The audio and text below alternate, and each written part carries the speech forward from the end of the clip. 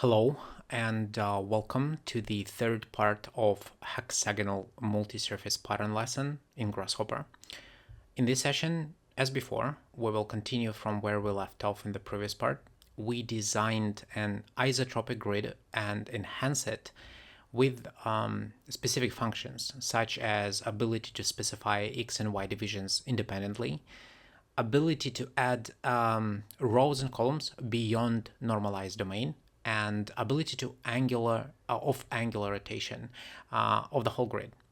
And the script, let me remind you, is meant to generate a seamless hexagonal pattern across multiple surfaces. So today we will focus on constructing a hexagonal pattern from the grid we created and filtering it from leftovers. And to do that, we first need to understand the anatomy of a hexagon. So now before we start, as we already progressed a little bit, we already have the grid which we will use down the line and modify further. I will put this one into the description down below, so if you want you can download the current state and be in line. So let's talk about the hexagons now, because we are really ready to start constructing hexagons from this grid. So to do that, let me first introduce you to the anatomy of the hexagon. So let me turn that on and look at the hexagons themselves. So in mathematics, there are two types of hexagons. This one to the left called flat top, and this one to the right called pointy top. That's the same hexagon, and by the way, this is the legitimate names. That's how they called flat top and pointy top, because flat top, pointy top, right? So the pointy top is the flat top rotated 30 degrees counterclockwise. Now hexagons is amazing. They have a lot of really cool properties. We love them. We use them everywhere in design, in engineering, mathematics, just because it's so structural, it's so logical, and has a lot of benefits which basically built into it. Just the way how we really construct them is what's so good about this. Now it has a lot of properties, but we need to focus only on two very specific ones, because we need to construct them through our isotropic grid of points. Now, if you look at the flat top, the base hexagon, there is two very specific properties. Now, first, the hexagon fits into the circle, so all the vertices of the hexagon are actually coincident to the circle it fits in, right? Meaning that in the example of the flat top hexagon, the center of the hexagon to the so this distance, right, I colored it with the cyan color. This is actually a radius of a circle, right? So the length of the flat top hexagon will be two radiuses, right? The radius of a circle. If the radius is 1, then the whole length will be twice as much, 2. The vertical line here, as you're going to see, it's not a radius, it's actually shorter. How much shorter? Radius multiplied by square root of 3 divided by 2 times shorter. This line I actually don't know how to properly pronounce it in English. In Russian it's called Apothem. In English it's probably will be Apothem or Apothem. I don't know for sure, so you can correct me in the comments. So I will call it Apothem. And this Apothem is the line which connects the center of the hexagon, which is the center of our circle, and the half of its side. And as you can see, it's shorter than the radius. All right.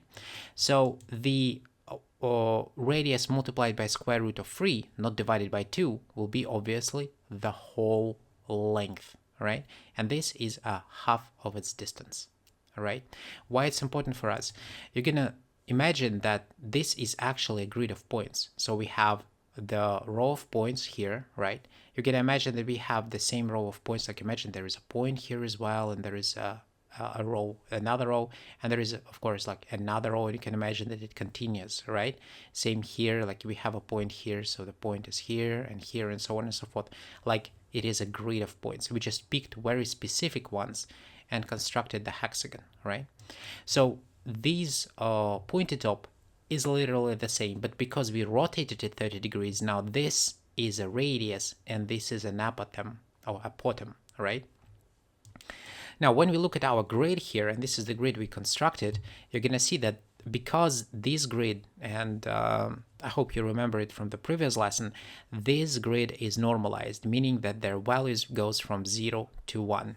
Let me actually increase the size of the grid, like something meaningful, like for example 10 by 10, right? And you're going to see that I have a circle here, and we may imagine we can fit the hexagon into the circle, right? Now, first of all, let's talk about the radius of a circle. Now, in my example, once again, don't worry about how I built this example. It's not the point. So imagine that the radius is 0.1. Remember, the distance between them is 0.1. There are 11. There are 10 divisions, 11 rows, and 11 columns. So this one will be 0.1 length, and you're going to see when we have these tiny circle, we can't actually construct a hexagon through this grid. We don't have enough points, so we need to increase it twice. And this is absolutely logical when we talk about the isotropic grid. And now we have enough points to actually construct a hexagon. And let me now do very casually. I will click on this icon in the Rhino called Polyline, and I'll just manually start connecting points in the form of a flat top hexagon. Let's start, like for example, this is the first one, second one, third, and so on and so forth, right? Hexagon, and we have ourselves a hexagon. And you see that it's actually skewed. The points here, not these one nor these one, they're not where they're supposed to be. They're supposed to be on a circle, right? Supposed to be coincident to the circle, but they're not. So this right now is not a radius of the circle. These two are actually the radius of the circle. So 0.1 and 0.1, 0.2 is the radius, and with this radius, because this is a 0.1 and this is 0.1, 0.2 as well, we actually have a different orientation, the wrong orientation of our points, because our grid is isotropic. Distances are equal, but hexagon is anisotropic shape because its ratio between width and height is different. One is 1, like horizontally it will be 1, and here it will be 1 multiplied by square root of 3 divided by 2, right? So it's anisotropic by nature, and if we want to construct the proper hexagon, meaning that its ratio is supposed to be very specific, we actually can't do it from isotropic grid.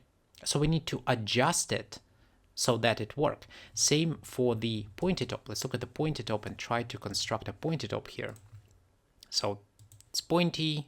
So let's go try to do that.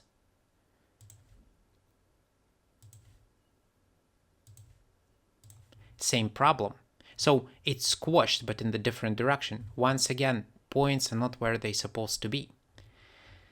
And the reason for that is because this grid is isotropic. And I said in the beginning that we are doing isotropic grid of points. So why I decided to do isotropic grid of points knowing that my hexagon is not isotropic? Well, because there are a few reasons for that. Well, first things first, it's very easy to construct isotropic grid, and it's even easier to adjust it and make it anisotropic.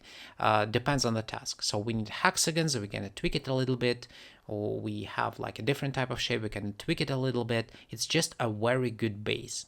And now it is time to actually tweak it a little bit so that we will have ourselves a possibility to construct the proper hexagons. Now let's look at the actual ratios. So in this canonical example, when radius is 1, it will be 1 multiplied by square root of 3 divided by 2. So it will be shorter.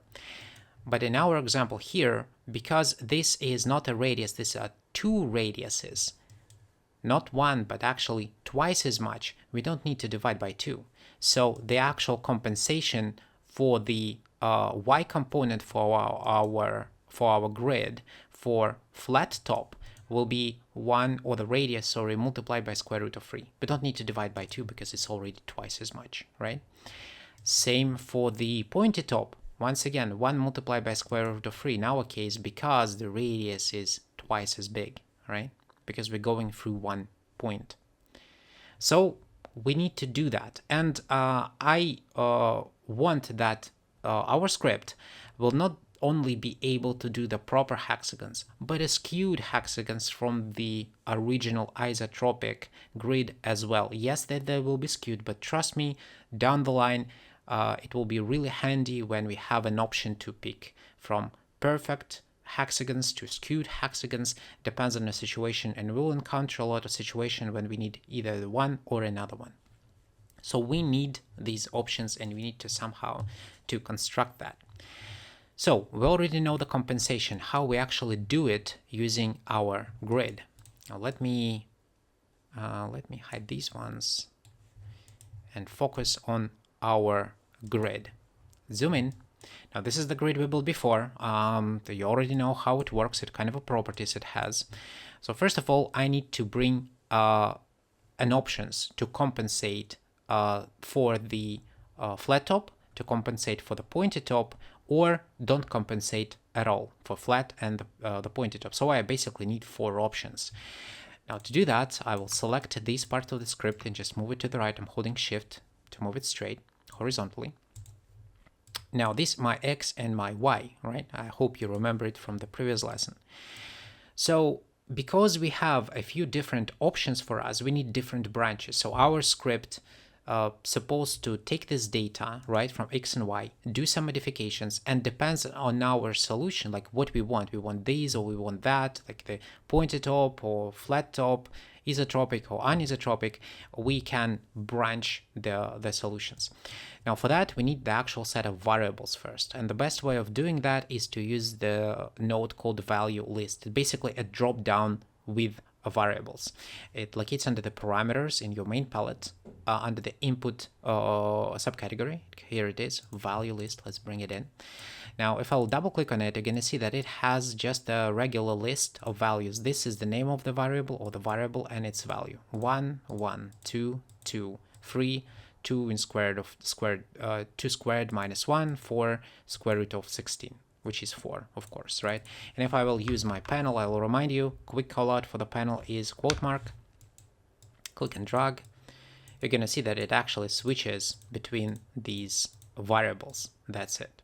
So let me actually go in and tweak it a little bit. So I will, once again, go to the edit, right click edit, and I will type anisotropic, anisotropic flat top. Let's say it will be the first one, 0. Remember, in Grasshopper and in programming, we start counting from 0. 0 is not nothingness, it is a number. The next one will be anisotropic, anisotropic pointy top, right? Anisotropic pointy top, pointy top. The next one will be the one which we don't want to change. So remember, we need to have an option where we don't do any compensations, basically as it is right now. So isotropic flat top and isotropic pointy top.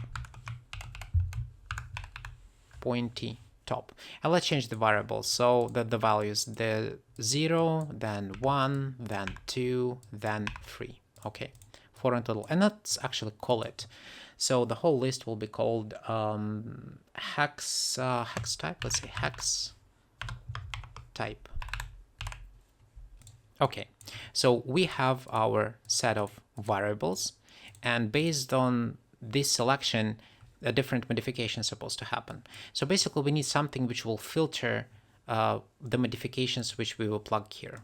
And for that, we use a specific node called filter. So if I'll type filter, it give me this one called stream filter. It locates under the sets tree stream filter. Here it is. Once again, if you don't remember, or you know the name but you don't know where it is, Control Alt left click show you where it is. All right, so as you can see, it has a gate as an input and stream 0 and stream 1. Now if I'll plug this into it, it will give me an error. It will give me an error because here we have 4 variables for the gate, but only 2 streams. So if I'll click and click, here we have all the proper inputs. We have 4 variables and 4 correspondent inputs for them. As you're gonna see, when I switch the variable, a different output will be used. So for this one, the first one, the 0 one will be used, the next one, the first one will be used, then the third one, which is, once again, we are calculating from 0. So this one, and here will be the last one, which is the third one. Okay. So these out of the way now, we can start doing some modifications for our values. And we have 2 values. We have X value and we have Y value. So for the flat top, and let's start with the flat top. So for the flat top, we have we basically don't need to change the X component, but we need to change the Y component.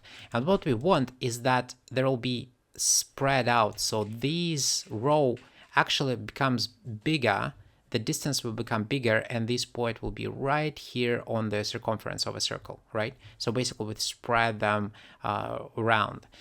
And we already know the compensation, square root of 3 once again. Let me turn that on again really quickly. So we are talking about this distance, right? So we use our radius and we use a square root of 3, not divided by 2, because once again, this is the distance. We have already twice the size, right? So we don't need to divide into in this case. So let me hide it and let's start building it. So what's about the X? The X component for the flat top goes unchanged. What's about the Y? The Y we're supposed to change, but hey, this is the gate for X. We have another set, we have a Y values as well. So what are you gonna do? We'll duplicate this. We need 2 gates, one for X and one for Y. So what's about the Y values? Well, let's use expression and actually bring our tiny formula in. So X multiplied by square root of 3. And I would like to remind you that X doesn't mean that that's X component, it's just a variable, right? So just a variable. So I will put my Y values here in the formula, and it basically does a compensation. So the Y result will go to the 0 input. And now you're going to see that to the flat top, instead of the current values, we take X as it was and Y changed. And you're going to see we have 2 outputs, 0, 0. This is our new X, this is our new Y. So that will be the compensation for anisotropic flat top. What's about for anisotropic pointy top? The same thing, but this time we need to change X and leave Y intact. So the X now, let me plug it, it will go to the 1 and the Y will go unchanged. So with the anisotropic top, the X component changes, the Y component stays the same. What's about isotropic flat top and isotropic pointy top? Well, actually, we don't need any changes. So the isotropic flat top, same X, same Y, isotropic pointy top and isotropic flat top. Isotropic pointy top, same thing, same X, same Y. Why do I even brought that here if they're the same? Well, I brought both of them here because we will use this switch for things to come in the future, and I would like to have all 4 variables. So now let's organize it a little bit because there's a lot of clutter. You're going to see that the X component, the same one goes to the input 0, input 2, and input 3. Literally the same data. I can simplify that by using notches. So I will hover over one of the wires and double click. Right? It gives me the notch and the output. So this is the same value goes in, but I can branch it out from it like this. So it's just much shorter. Same here, branch it like this. Now, if you want to delete this, you're going to select and delete, and here we go, the original state, right? Very simple. Okay. now let me delete this. Let me organize that just a little bit. Say put this one up, this one down, this one's to the left, like this, something like that. Why not? Okay, and I will switch now the actual, I actually need to plug this new X, new Y, depends on our set, into the X and Y components of the data matching node, right? Now I'm gonna plug that somewhere here, right? Like this. Let's put this a little bit down and push that back. Now maybe like this. Yeah. Okay, beautiful. So now if I will switch to the flat top, you're gonna see that the points now spread properly, right? Once again, let me actually turn this one back in. Look at the circle. You're gonna see now the points are where they're supposed to be. It will not be squashed anymore. Let's actually quickly check it. So I'll delete this. Just click, hit delete, click on the polyline, and quickly construct it again.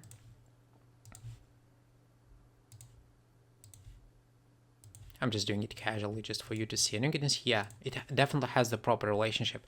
What's about the anisotropic pointy top? And once again, you're going to see that the X is spread out, has the proper values. Let's go and let's do it.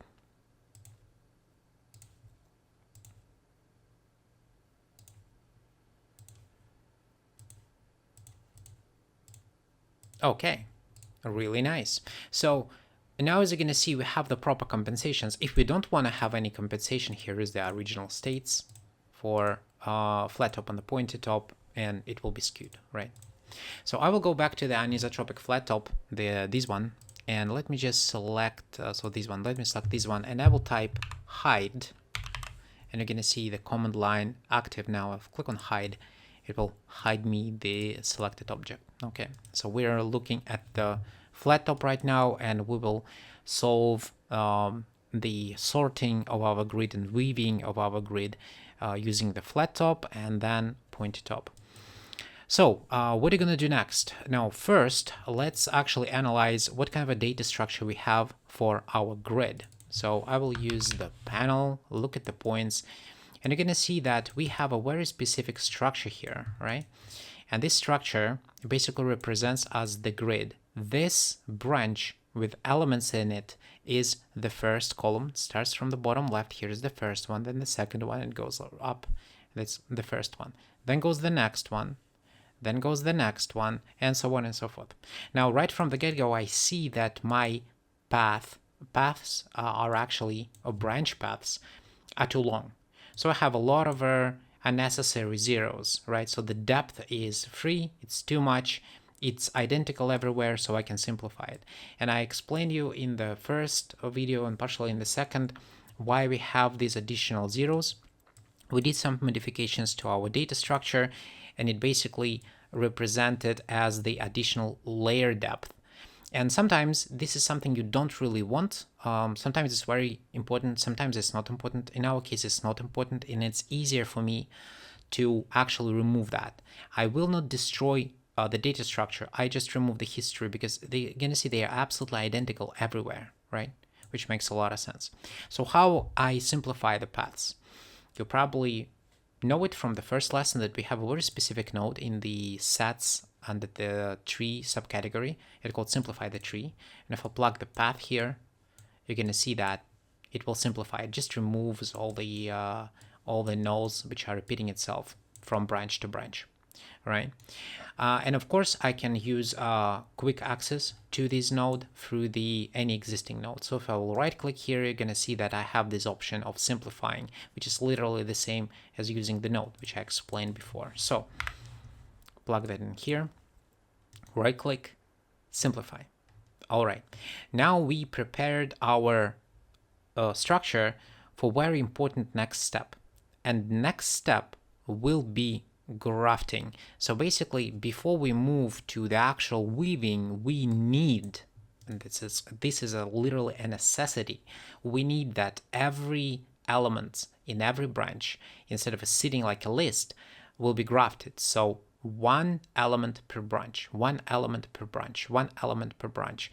We need this because we need the specific path to every single element, not like in a list. And of course I can go in and I can pick whatever element in the list I want in whatever branch I want using list item, using the node tree branch, and so on and so forth.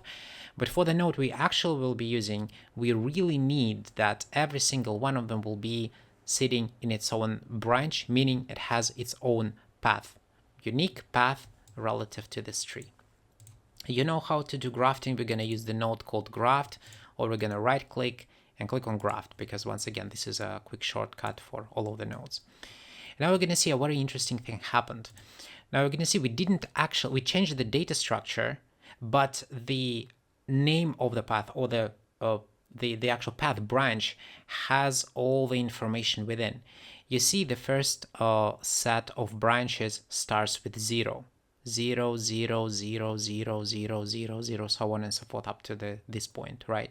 That was one big branch, and these numbers 0, 1, 2, 3, 4 was indices of this element in one branch. So technically speaking, we basically gave this every given point in our branch the actual path which related to its original position, which is extremely important. So we didn't lose any information, we actually get even more information. Now these out of the way, we can now focus on actual weaving. We need to somehow tell Grasshopper that we want that there will be a very specific relationship between these points, that instead of a separate points in every single branch, I want to have groups, and every group will contain 6 points which are forming a hexagon. So for example, these one, not these one, then these one, then these one, not these one, and so on and so forth. Same for this point, same for this point, and so on and so forth. And for that we use the node called relative item. But before I show it to you, to really understand how it works, we need to visualize these paths on our point, so that you see yourself that this point has this path, this point has like this path, and so on and so forth. And let me do it first before we go to the relative item node. Now, how I visualize the paths on the points? Well, for that we use a very specific node called text 3D, or text tag 3D, I believe it's called. No, let me just actually remind myself, because I don't remember. It locates under the display, this one, it's called text tag 3D. Okay, let's plug it in. I'm sorry. So as you're going to see, it has a few inputs and no outputs. Now this is a debugging node, and it doesn't really, it itself is the output, right? You can't pass through something from it. Now it asks you for location, text, size, color, and justification. We don't really talk about this justification, color for now. We will use these three: location, text, and size. Now what is a location? I would like to visualize the path on a point. So my location is points. What's about the text itself? Well, it's these paths. And if you remember the previous lesson, you know how to get these paths as a list. And we use for that the node called statistics, tree statistics, this one. Once again, Control Alt, left click, show you where things are. It's under the tree subcategory in the sets tab. Right. So if I will plug it, the tree to this tree, it's a debugging node. It gives me the information about the paths. It gives me the lengths. They're all one because it's grafted, and the overall count. Right. So we're looking at the paths right now. This is my paths. So what I want to do is I want that for every given point, for every given location, there'll be correspondent element. But right now, if I'll plug the paths here, what will happen? Well, I believe it's quite obvious. It takes the first element for the location, and we'll go through all of those lists and put all of them on this point. So it'll be a mess. Then I'll take the second point, this one, takes all of them and put them right there, and so on and so forth. Well, that's crazy. We don't want that. We need a pairs. So if we have this amount of elements, we have the same amount of elements, but they're not grafted. So if I'll graft them, that will be perfect matches: branch, branch, item, item, branch, branch, item, item, branch, branch. It'll be perfectly matching. So to do that, what I need to do, I need to graft it. And now, yes, indeed, we have the proper structure, 1-to-1, same amount of branches, same amount of elements, but the branch paths are different. And if you watch my first video, you know that when you use like merge command and you're merging two trees together, if the paths of the branches are not the same, they will not merge, they will stack. So there is a little bit of the first big set, and after that all of these ones. So basically two trees one after another. This is not what we want. That we want the pairs. So what we need to do, that's right, we are using the matching concept. So data matching option for the Grasshopper. And if you remember, I explained it to you on the example of the longest list node, because it's so prominent in the Grasshopper, and it matches by the longest list. Here, we have the same length of the lists and the same amount of them. So the longest list will not help us with that. There is nothing to help, they're already correct. But, and I said it previously, that the longest list and the data matching, it's not only matching the lists and the amount of branches, but also the paths themselves. So it will use by default the longest path, and this path is the longest, and the proper term for that, the deepest, because it has the level of deepness of 3. This is only 2. Right, but you can call it length. This is a legit also. So if I will use the longest list, and I will plug one list into the A, another list into B, the actual list didn't change. They already perfectly matching. But look at the actual paths. Which one is longer? This one. Look at the new A. Wow. Look at the new B. Same. Now they are identical. So that means that we will use this, right? We will use our list B and plug it into the text, right? No. Why?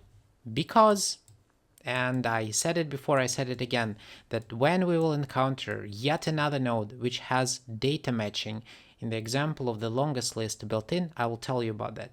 And this is yet another node, so if you'll take the path and put it right in the text, you actually get the proper result already, because data matching is right there. It takes these one, see the length of the path, take these one, same length, see the length of the path, does data matching, and now all of them will have the same long length of the path. So it perfectly works, so we don't need to bother about that.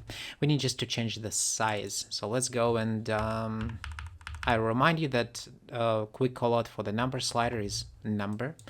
So let me plug that into the size, and let's zoom in. Oh, zoom in. Let's just scale it down. Sorry. Let me zoom in. All right, good enough. Now let me do it like this. Okay, put it aside. All right, now we have a visualization of our paths and correspondent points, right? So you're gonna see now, it's quite obvious that these column, the first one, 0, 0, 0, 0, 0, 0, 0, and this is the indices 0, 1, 2, 3, 4, 5, but in the form of a path. This is every single one of them sits in its own branch. And then the next one, 1, 1, 1, 1, 1, the 2, 2, 2, 2, 3, 3, 3, and inside of them, this is the first one, the second, the third, and so on and so forth. 0, 1, 2, 3, 0, 1, 2, 3. So we still have the representation of these elements in a grid. It's still a grid, and this is really important for us. So now let me introduce you to the relative item node. Now the relative item locates under the sets, into the tree. All of this stuff, all we do data management basically right now. So here it is, here is this node. And you're gonna see it has a sibling, it's called the relative items. Now the relative items used when you have not one grid or the one big data tree, but multiple data trees, and you do the same operations for a few of them at the same time. We don't need that because we have only one grid, so I will use the relative item instead. Now, this node has a few inputs. There is two, which is wrap paths and wrap items. We will talk about them next time.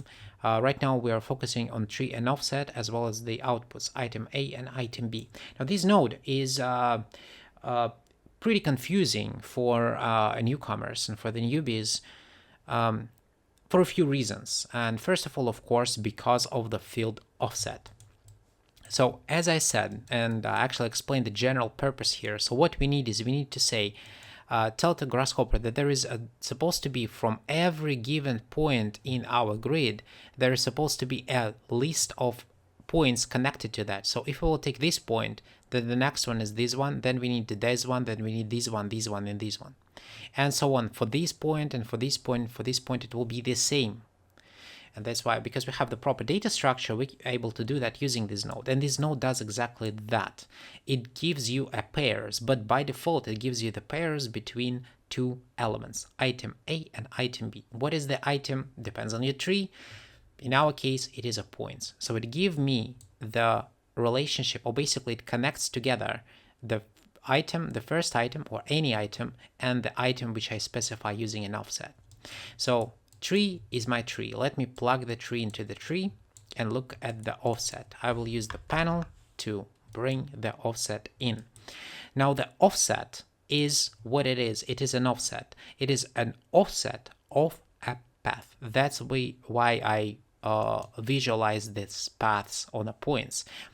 This node operates with the branches, with the branch paths, and the offset is an offset of them. What does it mean, the offset? For example, we have the point 3, 5. The offset 1, 1 or plus 1 will be 4, 6. Which point has a path 4, 6? Well, this one has the point 4, 6. And if I will go in and literally type plus 1, once again, I'm not typing a path. I'm typing and I'm bringing an offset for the path. That's why it's called offset. So I'll type plus 1 and plug it into the offset. What will happen is it'll give me two elements. It'll give me the item 1, item A, and the item B. They are related right now. Item A, any point in the list, every single one of them as it was. Item B, the one which is relative to that on plus 1. So for this point, if this is item A, item B will be this one. For item A, this one, item B will be this one.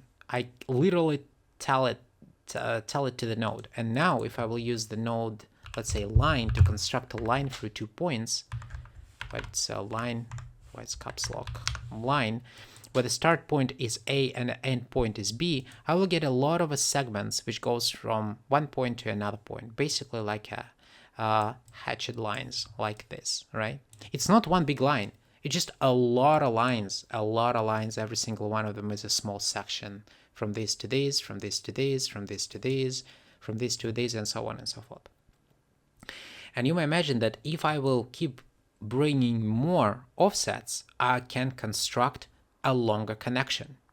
And that is true. So let me just delete this, and I will look at my hexagon again. And I'm kind of have this depiction of the hexagon, so it will be easier to calculate the offset instead of taking a random point and know that these ones definitely forms a hexagon, and because they are all in the grid, the relationship will be true for every point in my grid. So the first one for the item B is any item. So let's say that it's this one, for example. Once again, for simplicity, the item B, the first one will be plus 1, which will be 4, 6.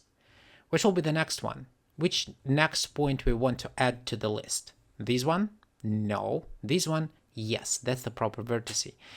And that's where a lot of people make a mistake. They believe that when I add +1 I'm now here. But you are not. This is a relative set of offsets. The item A, the starting point, is still the same. So this one gives you this connection. If I will put another one, right, it'll give me another connection from the same point. Not from here. So I'm not here, I'm still here. So to get here, you don't need to go from here to here. You need to go from here to here, basically like this. Like this. All right, so this is the first one, then the second one, then the third, then the fourth, then the sixth. Not like this to this, then this to this. Not like this. Okay. So what is the next one will be then? 3, 5. We need to go to 6, 6. +3 +1, right? So let's go in and type +3 +1. And I would like to mention that for the offsets, if the number is positive, it's automatically a plus. If the number is negative, it's negative, meaning that I don't need to type pluses all the time. It's good to understand just that here now it looks like a path, right? But in fact it is a mask. I just removed the pluses here because Grasshopper understands it without that. It's still an offset. So offset +1 +1, offset +3 +1. Let's go. The next one will be offset. We are looking at this point. So this one will be. Oh, sorry, not this one. This one. Oh my God. So we get these. We get these. We get these. Now this one is 4, 0, right? So 4, 4, 0, right? 4, 0. What's the next one? This one will be +3 -1, right? Let's go in and type 3 or +3 and -1. We need to literally type minus. So 3 -1, and the last one will be this one, which will be -1 -1. Oh, sorry, it will be +1 -1, right? 3 +1, 5 -1. So it will be +1 -1, right? Or just 1 -1. Okay. What do you have in return? Now, first of all, this is a string, and I hope you remember that if we need to have a multiple, the multi-line data, so every single one of them will be treated as a separate offset, right-click, multi-line data. Right, now it is a list of offsets, which we go. And that's, all of them will be true for this point, and for this point, and for this point, and for this point, for every given point. Now, we have 0, 1, 2, 3, 4, 5 offsets. The first point was the original one, +5 together gives us 6, right? So we have, technically, how many connections do we have? We have 5 from here to here, from here to here, from here to here, from here to here, and from here to here. And if you look at the output node A, you're going to notice that the number in the branch is still the same. It takes the same number over and over and over again. Take it as many times as we have offsets. The B, on the other hand, is different, right? Every single one of them is different. So if I want to construct the whole set of points, remember this was the first one, this one, the second one, I need to merge them. But because they are identical all the time, we always start from 1, I need to take only the first element in the list, or use delete consecutive, but we will talk about this node a little bit later. So I'm sorry. So what I need to do is I need to take the first element in the list. Let's try to do that. So I will go in list item. You probably know this node already. I'm using the quick callout. By default, the index is 0, which means I'll take the first element in the list. It gives me the first one. List B, I don't change. The only thing I really want to do is I would like to merge them. So I'll go in, I will type merge. This will be my first point, the A, and these will be all the other ones in the B. And we have ourselves a set of numbers. Now, if you look closer, you will realize that something is not right. Like, for example, we have only 2 points. Why? I'm supposed to have 6, right? Well, if you start, for example, here, right? This is our point. What's the offset? 1, 1. There is no point. What's about this one? 1, 1. Just not. What's about, let's say, this one? This one, we have it. The first one. This is the pair, right? The next one, here supposed to be, it's missing. It's nothing there. So they are incomplete. So that means that if we have a list which less than 6 points, this connection, this group or this branch will not be able to construct my hexagon, meaning I need to ditch it away. So I basically need to delete from this from this tree everything which has a list count less than 6. And I can do it in the different ways, and in some situations it goes through quite a lot of modifications, calculating all the list lengths using Boolean operations and so on and so forth. And we will of course do it in the future because we will be forced to. But in this specific situation, there is a very good node which actually does it for us. This node called Prune Tree. It locates under the tree. Here it is, Prune Tree. So as you can see, it asks for the tree and 2 thresholds, minimum and maximum. This is the length of a list, right? So these list items or these leaves, right?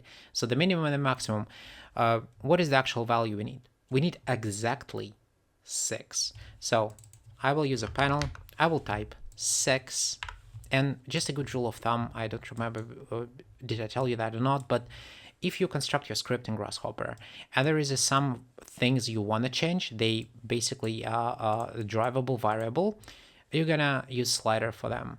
And if they are hard-coded and you never want to change that, this is the part of the script, if you change it, everything breaks, you put it in a panel. And just very easy to understand what you can change and what you can't. So I'll delete the name, shrunk it, put it in the minimum and the maximum. This is my threshold. This is my data tree, and bam, we only have elements with we only have branches with 6 elements in it. How now I can understand that this is actually the proper hexagons? Well, to construct a temporary polyline which goes through all of them. But before we do this, let's go back to our construction. And as you're gonna see, we used 2 outputs. I input A, which is every single one which repeated multiple times because it has the pairs. We have 5 offsets, we have 5 pairs, which means that we need to take only first one, do a merge with the item B, and so on and so forth. But in practice, no one actually do it this way. Because ideally, we don't even need item A, which will repeat itself multiple times. Why bother? What if I don't use item A at all as an output? What if I will just tell for the pair that the first pair will be the pair which starts with the current point? What I mean by that? So right now we are not specifying which point we are looking at. The node does it for us. It takes every given point, and then it finds the pair for that, right? But what if I will tell the Grasshopper that the first element to look at and pair to is the same element, 0, 0. What does it mean, 0, 0? This is an offset, plus 0, plus 0. So item A will be 0.45. Its pair will be 0.45. What does it gives me? It gives me the good result because I don't need item A at all. I don't need to merge it at all. I already have the proper data structure already with all 6 points, right? I'm just basically finding the pair to itself, right?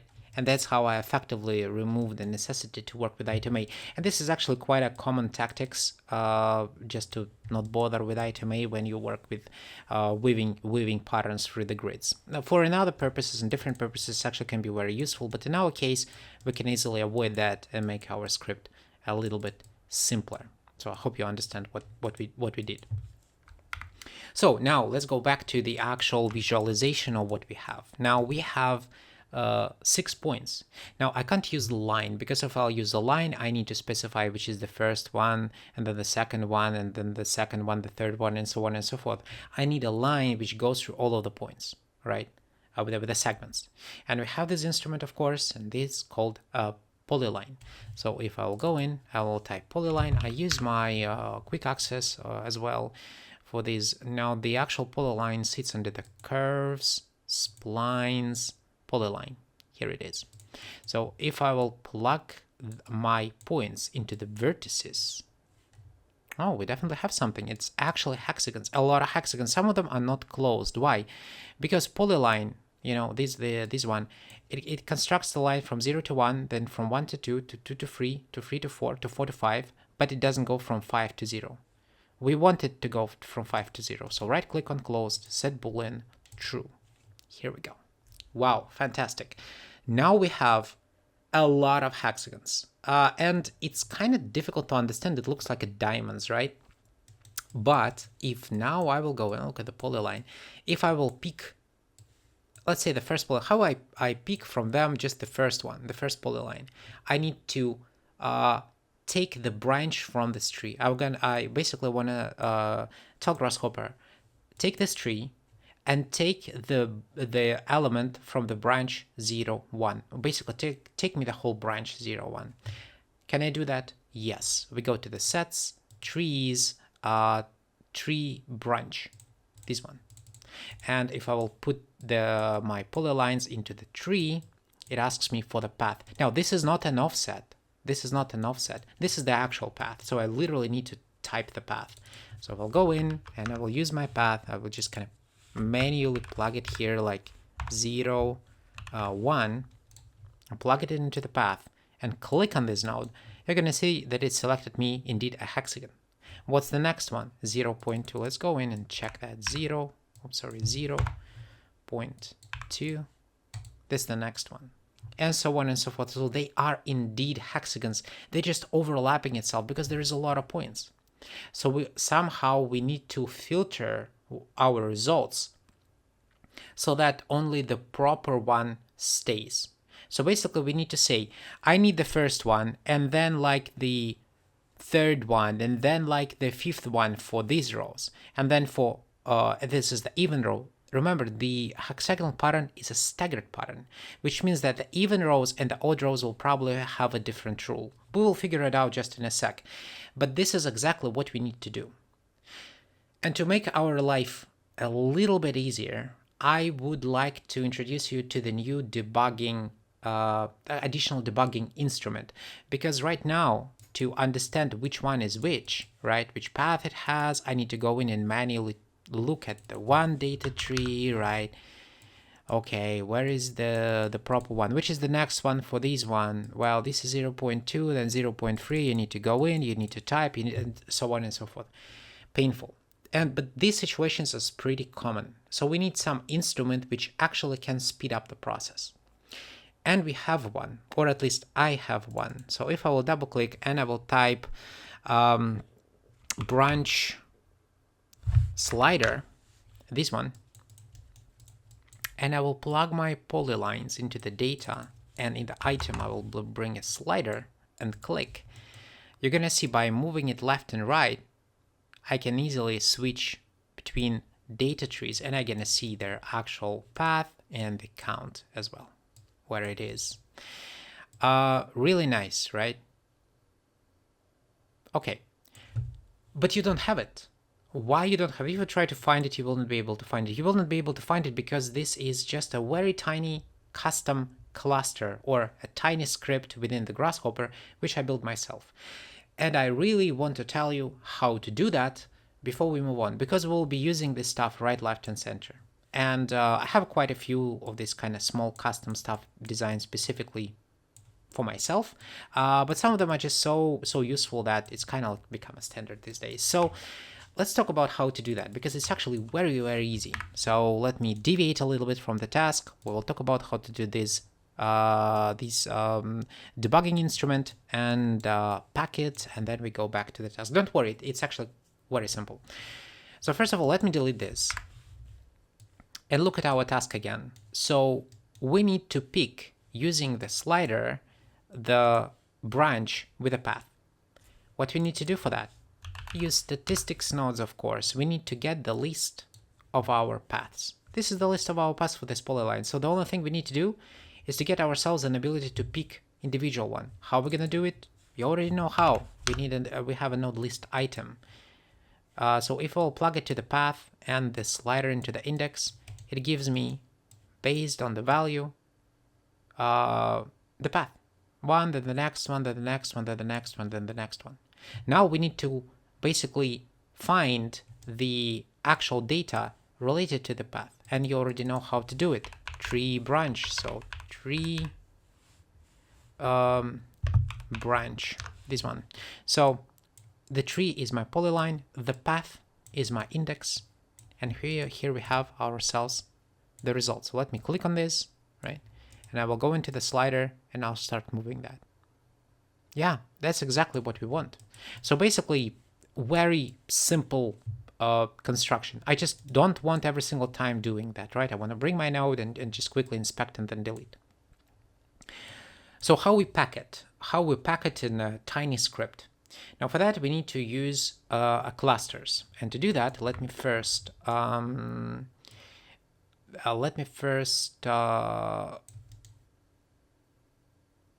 deselect tree and deselect tree as well. This is my script. Deselect this one as well, right?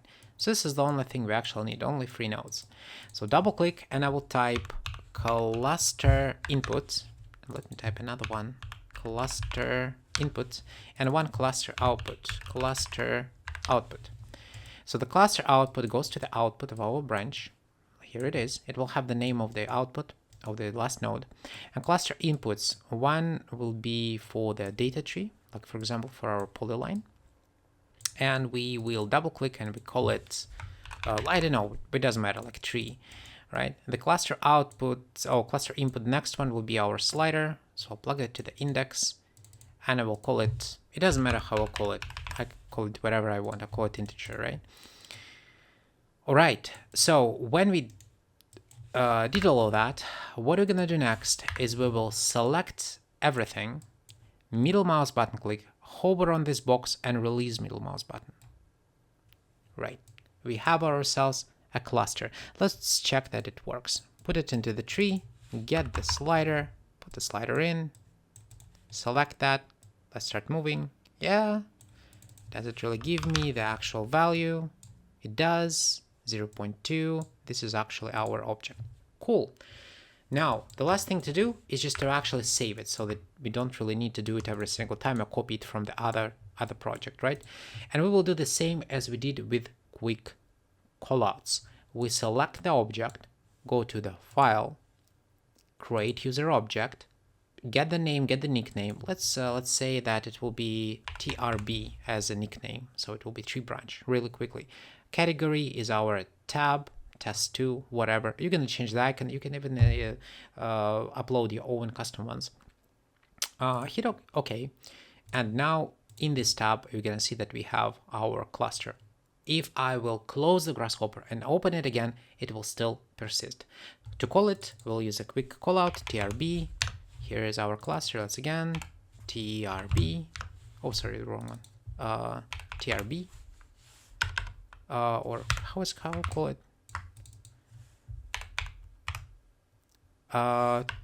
It's now for some reason just doesn't work. One sec.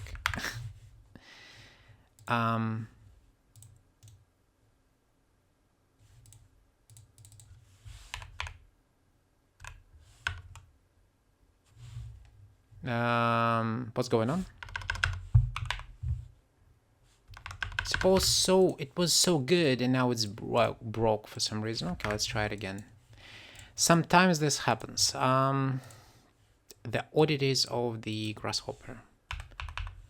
Maybe just conflicting with something I have because I have so many nicknames and quick callouts. Let's call it something dumb. Let's say I don't know, POP, for example. I definitely don't have any POPs.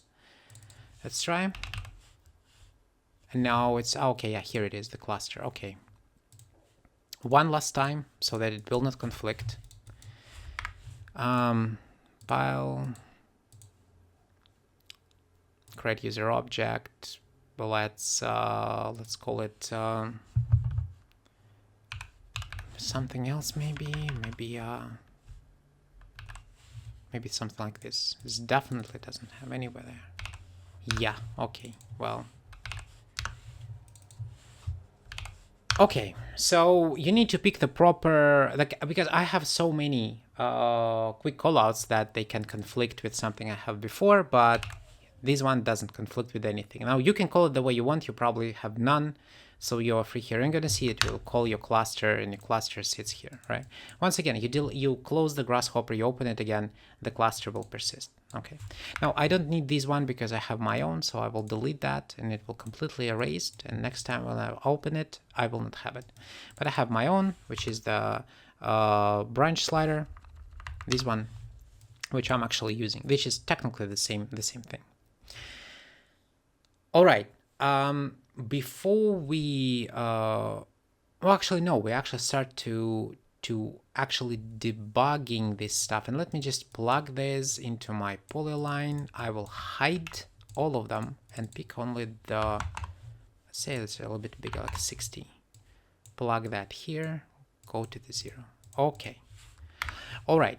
Now we can start thinking about how we create these very specific like masks. So we're gonna split our big pile of like polylines in two groups. One which we will use, which has the proper ones like the first branch, then the third branch, then the fifth branch for even numbers, even rows, then for odd rows, and so on and so forth, and plug it somewhere so that we're gonna split our grid.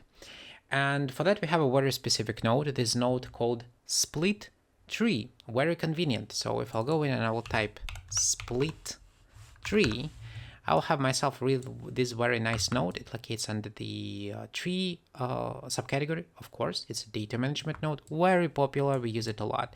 Now it has two inputs, data and masks. The data, or the data, is, well, your actual data tree, like this one. We're gonna strictly plug it here. The masks, on the other hand, is a little bit confusing, and it confuses newcomers because it's called masks. Technically, you can use a path here. So if, for example, I will use these, the path, like for example, the path 0, 1, let me type, I'm not using an offset, I'm typing a path 0, 1. And I plug that into the mask. I will hide it for now. So because by default the positive one, and they put them all, we're gonna see that the positive, actually no. Well, I wanted to explain something additional extra, but whatever. So when I plug the mask 0, 1, you're gonna see that the positive one is this one, right? But there is a negative portion of that. If I'll hide this and let me just toss this information from the negative somewhere else, I will use the node called the data. We will talk about these nodes which are the part of this geometry section a little bit later. You can think about that right now just as a container. So this is the negative container. You're going to see all of the lines. And this is the positive ones. So it's basically splitted by the path. Why it's called a mask? Because technically it is a mask. You're masking one big tree, like basically like you do in Photoshop, right? You take a black and white pigment, you create your mask, you make a hole, and you have the positive and negative sides, right? The same. But this is only one reason why we call it a mask. The second reason why we call it a mask, because we may not only plug the actual paths into the mask, but we can plug a sequence of paths into the mask. And we can plug the sequence of paths, but not as the actual paths, one, then the next one, then the next one, the next one. It will be crazy here, and I won't be able to automate it. But a series using a specific algorithm, which actually give me an ability to set a step or a series of paths with a desired step. Now, to understand how to do it and what it is, we need to first to understand what kind of elements we need to keep and which ones we don't. So I will hide this for now, and we will look at our first element. This is the first element. Do we need this hexagon? The answer is yes. If we will construct a grid, that will be the first one. This is the first in the list. So what I'm going to do is use statistics node, plug it here, and look at the path. There's my path, okay? 0, 1. This is the one we want. let me duplicate this. And by the way, guys, you don't really need to follow me that on this one. It just for you to understand how we will construct the actual masks. So you can just watch. So I'll hold it here, click and move it. So do we need this one? They are overlapping. Definitely this is the wrong one. Do we need this one? Yes. Cool. Let's skip it. Shift. Click. Let's move again. Do we need this one? No. Do we need this one? Yes. Okay. Cool. Let's do one last one. This one? No. This one? Yes. Okay. So we have our even row 0, 0, 0, 0, 1, 3, 5, 7. Don't look at these numbers. These numbers were a description of points for this grid, but we constructed and changed the grid. So now these numbers and these numbers have nothing to do in common. I can actually do it like this, right? Because they are irrelevant at this point. And once again, I'm using Ctrl Q to turn on and turn off the nodes. They are still working. I'm not completely turning them off. I'm just turn off the visualization, right? Hiding them, basically. Okay, so this is, you can imagine the paths for the first row. And this is the even row. 0, 0, 0, 0, 1, 3, 5, 7. There is definitely a sequence here, right? 1 plus 2 will be 3, 3 plus 2 will be 5, 5 plus 2 will be 7. So 1, you can describe it as 0, right? It's the first one, and then just purely mathematically 1, then 3, then plus 2, right? And then plus 2, and then plus 2, and so on and so forth.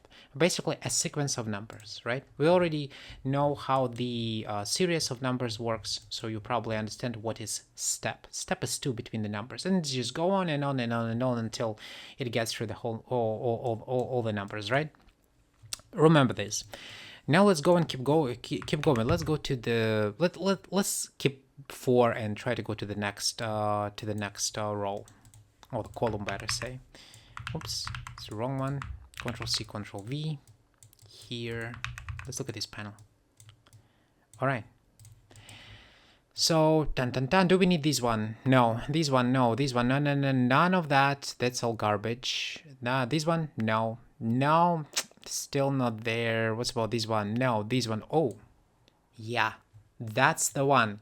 Let's look at the path. 3, 2. Okay, we still don't have enough information, right? Let's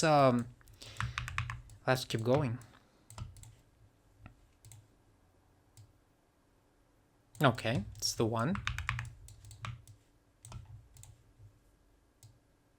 All right, that's the one.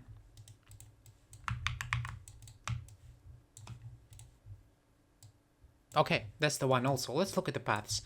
So this one was for the even, this one for the odd. So the even was 0, 0, 0, 0, 1, 3, 5, 7. The odd starts from 3, 3, 3, 3, 3, 2, 4, 6, 8. It's the same spacing. 1 plus 2, 3 plus 2, 5 plus 2, and this one 2 plus 2, 4 plus 2, 6 plus 2, and so on and so forth. It just starts in the different point. Cool. Let's do another one, another even one. So that was even, then odd. What is the spacing between them?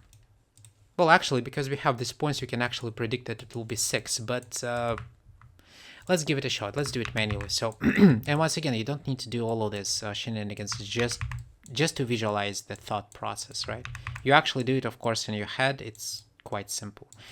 So, the next one, let's go in. These ones is off. No, no, no, no, no, no, no, no, no, no, no, no. Yes. Okay, this is a good one. Whoop. This is the last one. Yes. Sorry. Wait, what?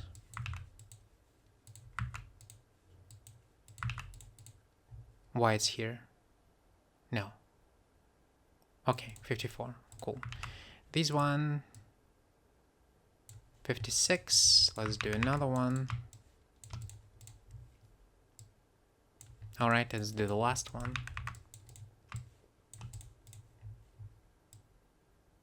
Okay. What do we have here? We have the next even column. So they're supposed to be like this. So this is the even, odd, even. So look at the numbers.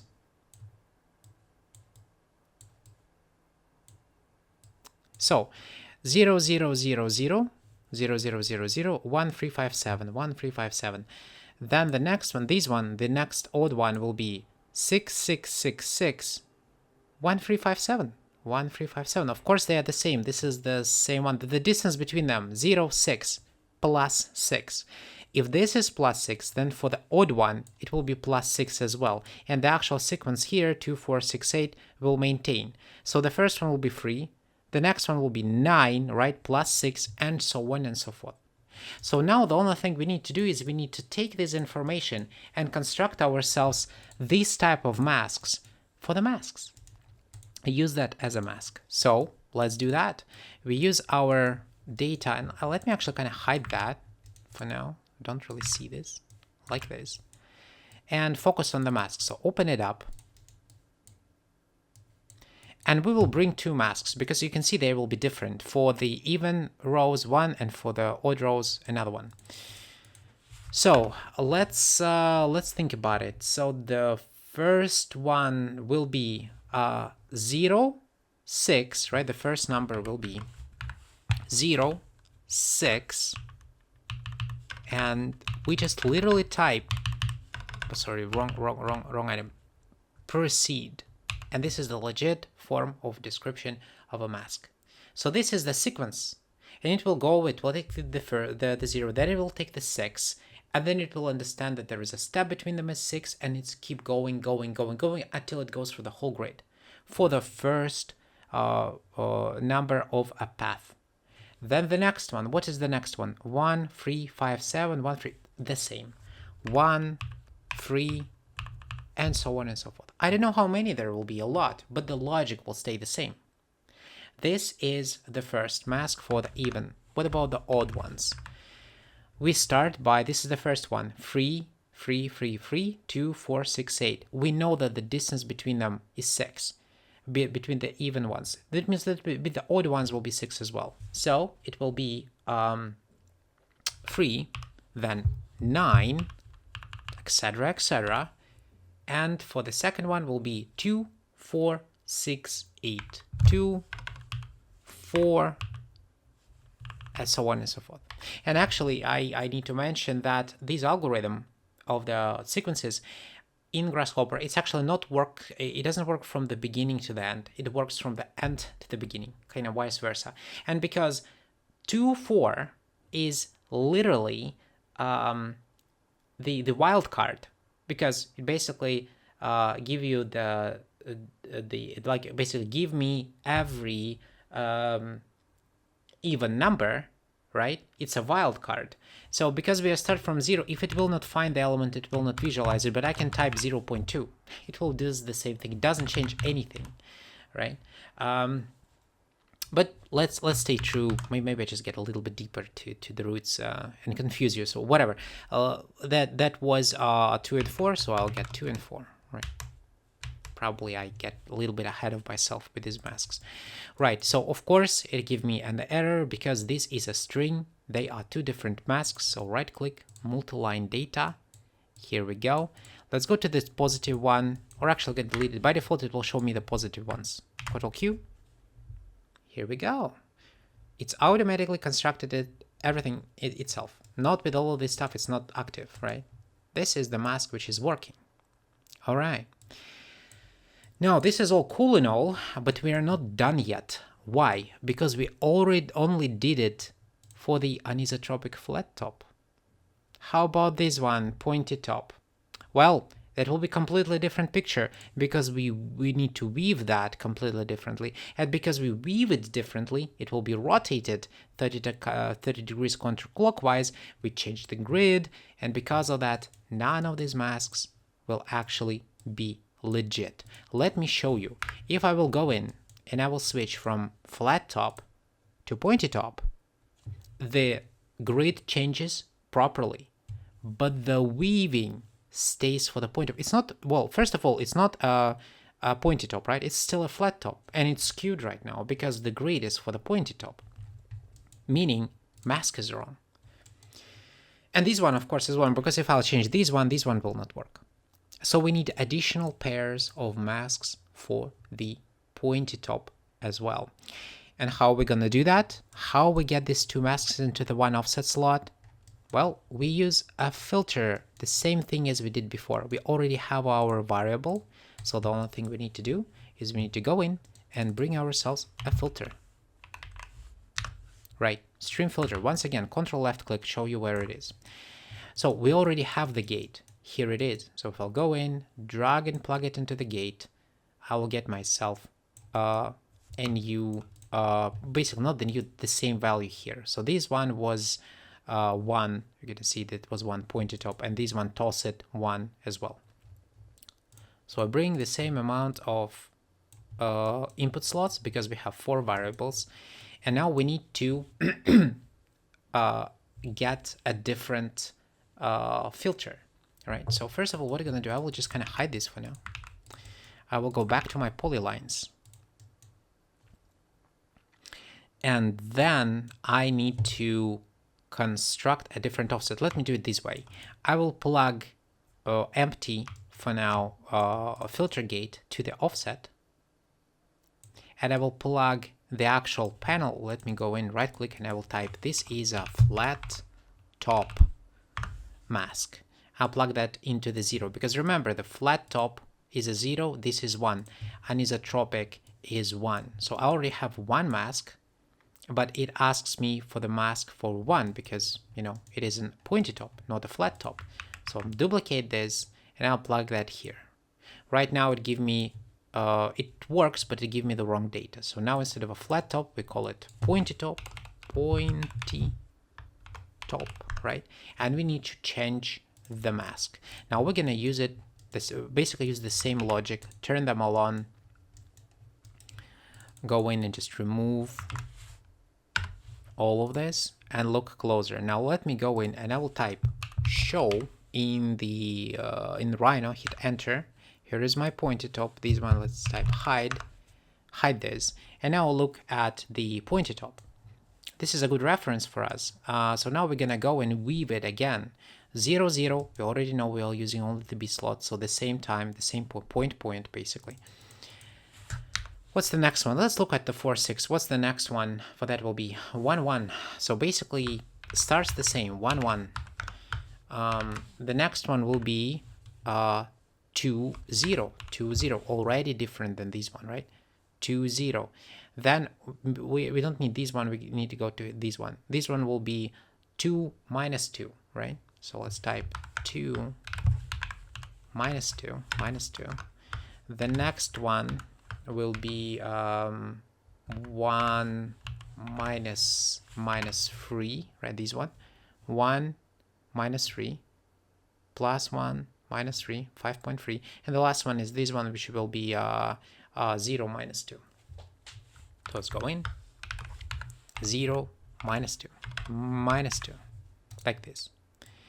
All right, cool, really nice. You already know what you're looking at, right? The only problem is it's not filtered. Now the filter is now turned off. If I will turn this on, it will give me a complete mess. You see why? Because once again, this is the wrong mask. This mask was true for our the flat top. So for the flat top it will work, for the pointy top it will not. And as you're going to see, when I'm switching it, it's actually not breaking anything here because we already have a split.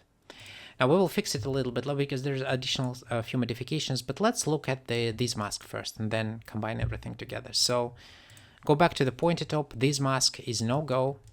So what I'm going to do is I will first bring another filter.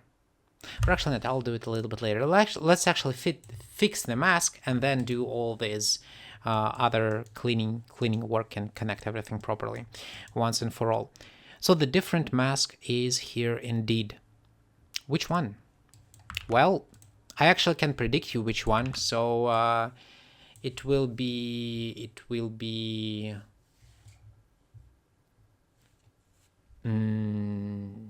will be 0, 2, 3, 9, and 1, 3, and 0, 6. But of course, let me actually visualize it for you. I understand that maybe from the beginning it's quite difficult to understand what you need to calculate. So once again, let's start basics.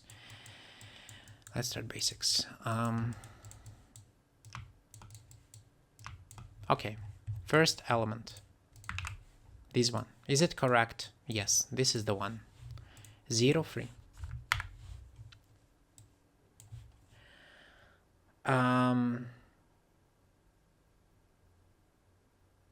Yeah, let's go to the next one. Yeah, that's just what I'm doing. Let's go this one. Like, none of this, not this one, not this one, not this one, not this one. Not this one. This one. That's the one. Okay, let's go next.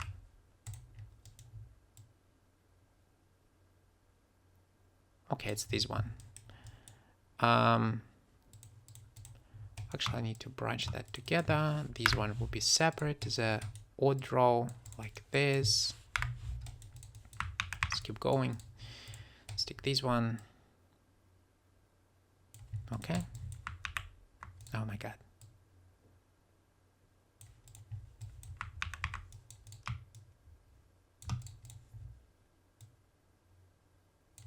Okay, and let's do the last one.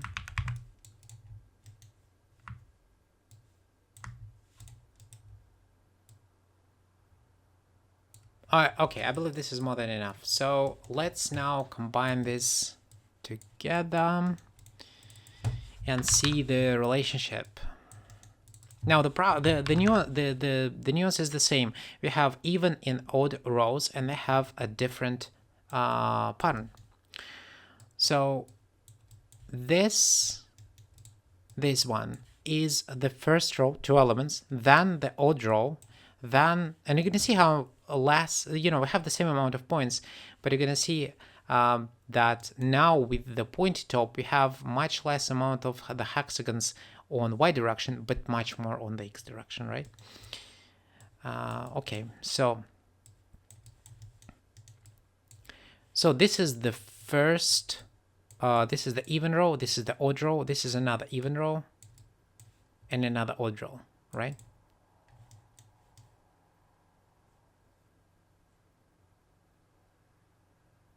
Okay, so now let's look at the actual relationship. So for the even row, it will be 0, 0, 2, 2, 3, 9, 3, 9. It means it will be 0, 2, 3, 9, and so on and so forth. 0, then 2, then plus 2, and same with the 3 9s, right? 3, then 9, and so on and so forth. And what's about this one? That will be the 1, then 3, then plus 2, so on and so forth. And it will be 6. You're going to see this is 6 and this is 6, meaning that we'll start from 0. The distance is 6. It will be 0, then 6, then so on and so forth, like, or 6 and 12 and etc., right? So let's actually go in and just make this mask. So right here, let's go in and let's just type. It will be 0, then 2, and here will be 3 and 9, and this one will be 1, 3, and then 0, 6, or 6, 12, if you will, as you prefer. Plug that in. Here we go. Well,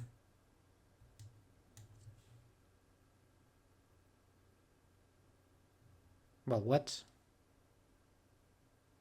Wait, what did I did? 0, 6.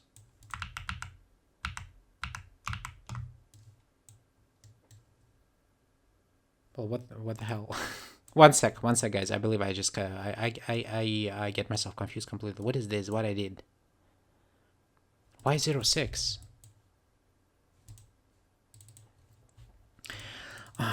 Okay, let's start over. I'm sorry for inconvenience. Sometimes even I do some dumb stupid things. And actually quite often. So once again, 0, then 2, then so on and so forth. 0, 2, so on and so forth. Then 3, 9, so on and so forth. First one, the next one. For the odd ones, 1, 3, and then 0, 6. Huh? Is that? Yeah. What's wrong? Yeah. Okay, it's working. I believe I just get myself confused. So okay, that's the proper one now. Just based on these ones: 0, 2, 3, 9, 0, 2, 3, 9, 1, 3, 0, 6, or 6, 12. Up to you how you want to see it. Okay. So this is the first one, which works for the flat top, right?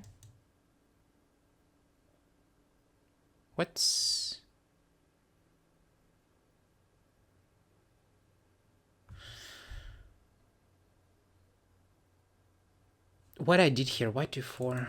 Let's go with do be 0, 2, maybe. No, it's the same. What's going on? What's going on? What I missed? What I missed? Oh, I missed nothing. Holy shit. All right, now that's everything is working. Don't worry. I just yeah, that's what probably confused me in the first one. So this one will be the flat top. This is the pointy top. Yeah. Oh, so I made I just look at the different values. Yeah, okay. Sorry for inconvenience. So this one was the original mask we created, 2402 doesn't matter, and this one is the one we constructed through the new one.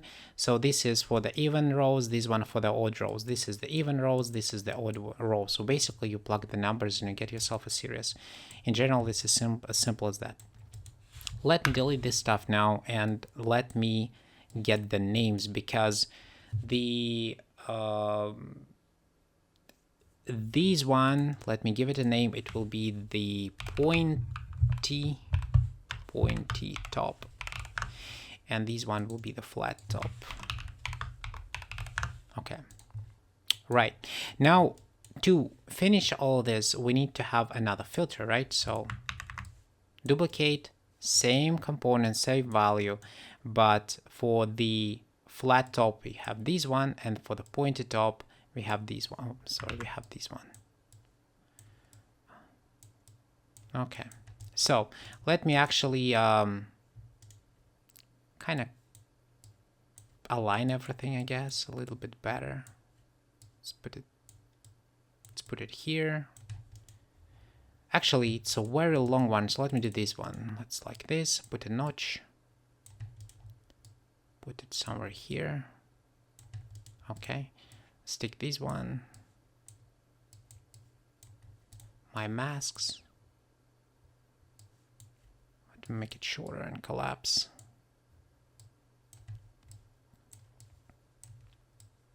And let me align them as well.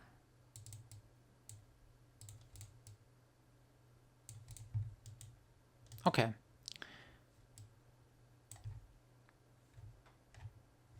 All right, now I don't need this one. Probably will be ready to delete that. Let's delete this. And last but not least, you're gonna see that we have a switch like 0 and 1 for the flat top and the pointed top, but we have 4 values. And you're gonna see when I'll switch to the third or the fourth, everything is broke. Why? Because we don't have the proper values. But remember, the flat top and the pointed top appears twice. 1, 0, and 2, and 2, and 3. Or and 1 and 3. So let me just add them up. So the flat top will be true for this one, and this one is for this one. Here is the same. 0, 2, 1, 3. Okay. So now we actually finished the weaving and filtering sections, and now if I will go in and I will hide all the nodes which give me the points and look only on the hexagons, you're gonna see that we're gonna actually do it like this, and then we will do it like this, so it will be a little bit more convenient. So I'm gonna use the points and the lines, right? So basically I put in the data, not the actual polylines, but the whole connection of points, which of course is a little bit more logical, right? So I'll put the points, filter the points, and then if I want, I'm gonna construct the polylines from that. Right, so now let's go and test it. Isotropic flat top, yes. Pointy top, yes. So at the anisotropic, both of them, you're gonna see they have the proper ratio. Isotropic flat top, it's skewed, but it's skewed because we have a grid of points which is squared, right? And isotropic pointy top, yeah, exactly. So that's all working. Now let's go in and use the anisotropic flat top and, for example, add additional rows. You know, we have an option to add additional rows. Let's do that. Whoop, here's another one. Whoop, another one. Another one. Fantastic. Let's do the same on the Y. And you're going to see that now we're going to construct ourselves a hexagonal pattern. Now, that's actually how you filter your grid and adjust your grid to the specific type of a hexagon you want. So now the script is a little bit bigger, a little bit more powerful, but we are still not done with the actual hexagons. And the next big step is to give hexagons, these kind of flat pattern, an ability to wrap around and bite its tail in the perfect period, match perfectly if it will be on a geometry which is closed, like a conic, cylinder, you know, you name it. Of course, we're doing it right now. We will do it on a 2D version of that, and then toss it to the 3D, of course. And the more we do in 2D, then easier it is will be for us when we actually go to the surfaces. So we're still not in the surfaces, and in the next lesson we will talk about wrapping things around. It's a little bit tricky with the hexagons because the hexagons are anisotropic and they have a shift in the period, right? If you try to wrap that around, there will be a hole in the form of a diamond, right? You can imagine if you like whoop, and the process will be different between the flat top and the pointy top, because right now if you wrap around, there will be the full hexagon hole once again. So we will address that in the next lesson. So yeah, thank you very much for watching, guys, and see you in the next one.